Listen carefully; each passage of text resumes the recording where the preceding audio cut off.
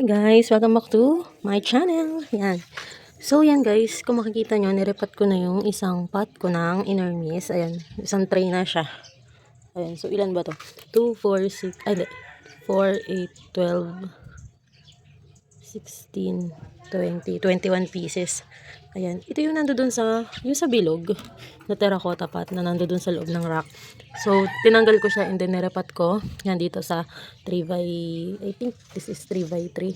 Ayan. Ayan. Malaki-laki to. Nirepat ko na siya para mas lumaki siya at para may kanya-kanya na siyang pot para hindi na sila nag-aagawan ng nutrients sa soil. So, ayan, nirepat ko muna siya dyan and ayan. So, as of now, wala pa akong paglalagyan sa kanya. Kaya dito muna siya. And ito pala yung mga inisprayan ko nung kay Caitlyn. Wait lang, kunin ko yung itsura nung pang-spray ni Caitlyn. Wait lang guys. Guys, we're back. So, ito yung pang-spray na nabili ko kay Caitlyn's Cactus Farm sa mga gymnos na infested ng scales. Ayan, sila yung ginamitan ko. Siguro nakaano lang akong spray dyan.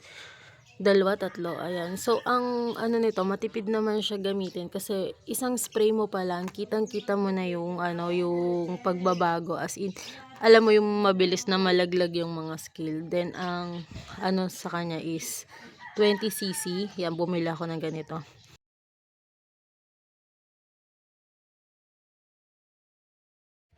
So, ayan, ang sabi sa instruction ni Caitlyn's is mag-dilute ka daw ng 20cc nitong insecticide sa 1 liter ng tubig kapag may infestation ka talaga ng scales. Yung tipong marami ng scales yung gymnos mo, yun yung solution mo.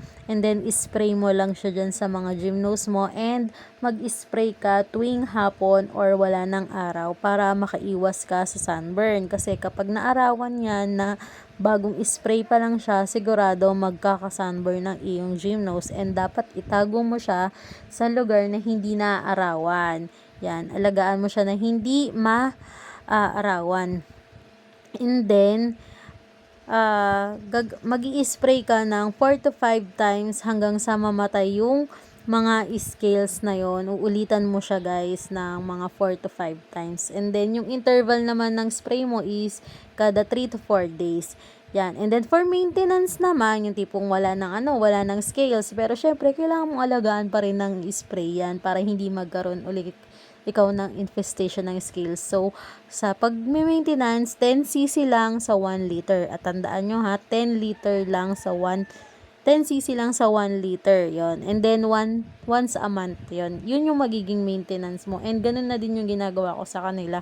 Once a month, nag-i-spray ako nitong kay Caitlyn sa kanila para may panlaban sila sa scales. And ayoko nakaresing magkaroon ng infestation ng scales sa mga gymnos ko kasi talagang makulit sila. And so far, sa mga nagamit ko na insecticide na pang scales, ito talaga yung marerecommend ko and ito yung naging effective sa akin. So, try nyo din guys, baka maging effective din sa inyo. And, yun lang. So, good luck. Sana makatulong sa inyo itong recommendation ko. Ayan. So, hi guys! Ayan, so for today is magre-repat ako ng aking Murasaki and Peach Snow. Hindi ko na alam kung sino sa kanila si Murasaki and sino si Peach Snow kasi 'di ba pinagsama ko na sila dyan sa pot na yan. And kung makikita nyo guys, ayan, punong-puno na siya dyan. Super lush na siya and ayan yung mga pinagkatan ko. Ayan, malalaki na yung mga naging suloy niya. So, irerepat na natin siya sa mas malaking pot. So, ito, may dalawa na ulit akong pot. Actually, yung dalawang pot ko ng ganyan is na lipat ko na. Bale, hindi agad ako bumili ng maraming ganitong pot kasi titingnan ko muna kung ano yung itsura at gaano kalaki ito para maging sure ako. And, ayun nga, so, naging sure na ako. Kaya, ililipat ko na siya dito, lahat ng ganyan ko. So, unti-unti, parang kada week, bumibili lang ako ng dalawa para hindi agad maubos yung gagawin ko. Kasi dito sa garden, hindi na uubos ang gawain. Ayoko ng yung isang pasadahan yung gawa, ganyan. Kasi nawawalan ako ng gagawin sa mga susunod na araw. And, ayun nga, naboboard ako.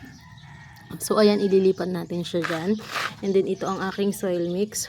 Kung makikita nyo, more on a rice hull, and may kokopit dyan, hindi nyo lang mapansin kasi nga, ano siya, durog. Ayan. So, mas marami yung organic ko, pero fast draining pa rin siya dahil si Peach Snow and Murasaki is mahilig sa water and mahilig sila sa organic compound ng soil mix. Ayaw nila ng masyadong gritty.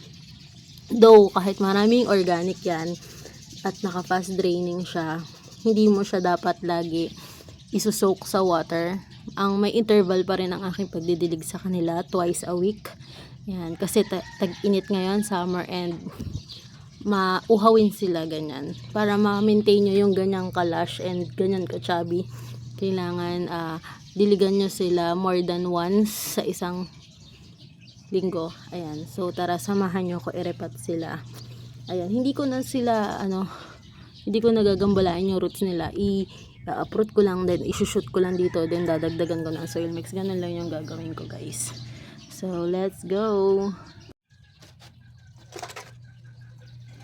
So yan guys, as you can see, magre-repat na ako ng aking Murasaki and Peach Snow, and yan, nahihirapan ako sa pagre-repat sa kanila kasi puno na yung pots ko. Kinukuha ko lang muna itong mga leaf propa na nasa pot niya and ililipat ko ulit siya dyan. Dyan ko pa rin siya isasama. Bale, para pagka tumubo sila, dadagdag ulit sila sa pagiging lush nitong aking Peach Snow and Murasaki. Yan. So, yan, dahan-dahan kung tinatanggal si Peach Snow and Murasaki, iaangat ko, and ayan. Kita nyo, buo siya. And yan, may mga natira pang soil mix sa ilalim. Yan.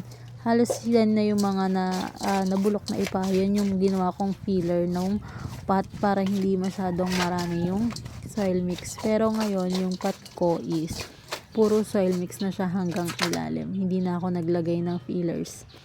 So, ayan kita nyo, nabubuhat ko siya ng buo. Kasi, compact na yung ilalim niya, yung roots niya.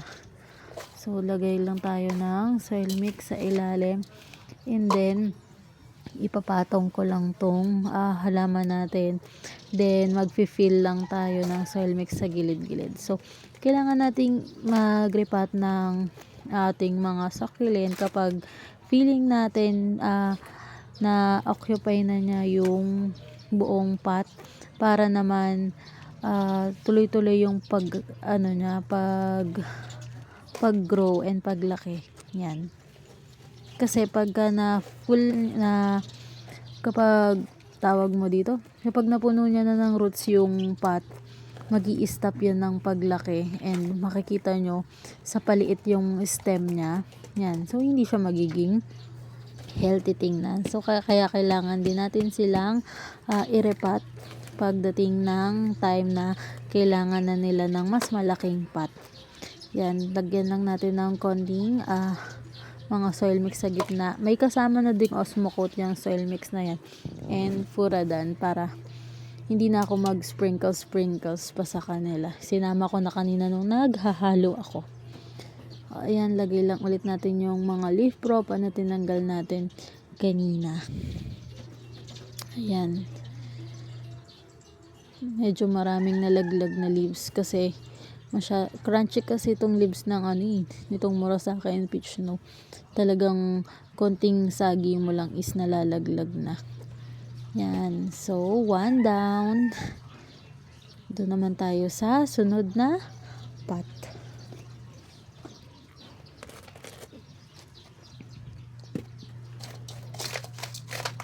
Same process lang naman tong gagawin ko sa pangalawang pot, and dito sa pangalawang pot, mas buo siya and mas lush, kaya mas mabigat to. Ayan, mas mahaba yung stem. And kung mapapansin nyo, nakapaling lang sa isang side yung Murasaki ko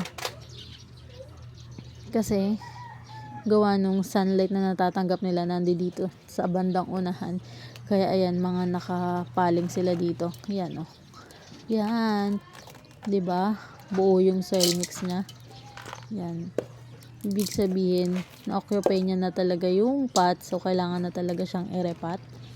Yan, patong lang natin and lagyan na lang natin ng soil mix sa gilid, add na lang tayo. Yan. Makakatulong talaga tong pag-repat sa succulent para mas maging lush and healthy sila. Then after nito, bale, antay lang siguro ako ng mga 3 to 4 days. Didiligan ko na ulit siya. Ayan, kailangan kasi ng dilig nitong Murasaki and Peach Snow. Medyo mahilig sila sa water. And ngayong summer na mas matagal yung araw sa rock nila. Yan, kaya kailangan ko talaga na lagi silang diligan para naman hindi sila mangayayat. Yan. Add lang tayo. Then, konting tak-tak. Yan, ganyan lang ako mag-repat sa mga succulent. Hindi ko na sila bini-baby kagaya ng dati. Kasi once na i-baby mo yung mga yan, ako magpapa-baby talaga yung mga yan, guys. Actually, dati nahihirapan ako dito sa Murasaki and Peach Snow. Pero ngayon, carry ko na. Wag nyo lang talaga silang yung talagang araw-araw dilig. Kasi, mabilis din pumutok yung mga leaves nito eh. Yan. Love na love nila yung sunlight. Kaya nila tumagal sa sa rain or shine. Yan. So, ayan, malapit na akong matapos. Naripat ko na yung dalawang Murasaki and Peach Snow ko. And sa susunod na araw ko na lang irerepat yung ibang Murasaki and Peach Snow ko dahil wala na akong pots and wala na akong soil mix. So, ayan.